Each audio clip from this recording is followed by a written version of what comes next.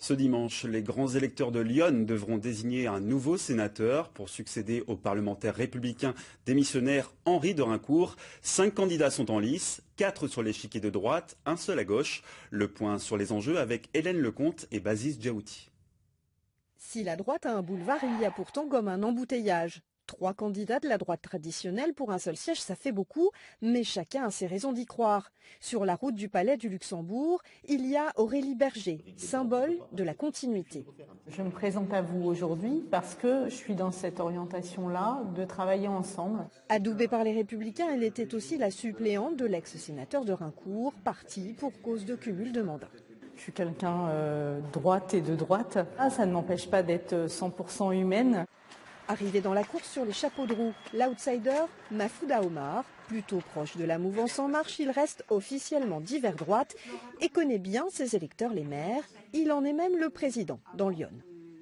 Évidemment, je les ai rencontrés les maires. Et c'est ça, en fin de compte, qui m'a fait dire que je pouvais faire quelque chose. Enfin, dans les starting blocks, Dominique Vérien, UDI, forte de ses 35% aux dernières sénatoriales, elle compte s'appuyer sur les maires, également, mais ruraux. Elle en a d'ailleurs été leur présidente. C'est plus avec ma conviction de maire rurale que je me présente, de personnes ancrées dans son territoire et dans son département. Donc je pense que c'est ce qui peut faire la différence. Ça, c'est pour la droite dite traditionnelle. Mais il faudra aussi compter sur le Front National qui présente son leader départemental.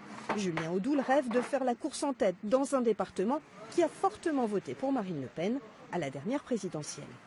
Et là, on l'a vu avec le Congrès des maires de France, beaucoup de maires ont été extrêmement déçus par l'attitude d'Emmanuel Macron et du gouvernement. Et je pense qu'on a envie d'envoyer un signal. Enfin, si le PS n'a pas réussi à se présenter sur la ligne de départ, Gilles Sacpay appuie sur l'accélérateur au nom des communistes, citoyens républicains écologistes. Il braque résolument à gauche. On a des sénateurs de droite, on a des candidats de droite. Toutes les lois sont votées ou au moins soutenues. La conduite à droite a donc toutes ses chances dimanche. Reste à savoir qui sera au volant.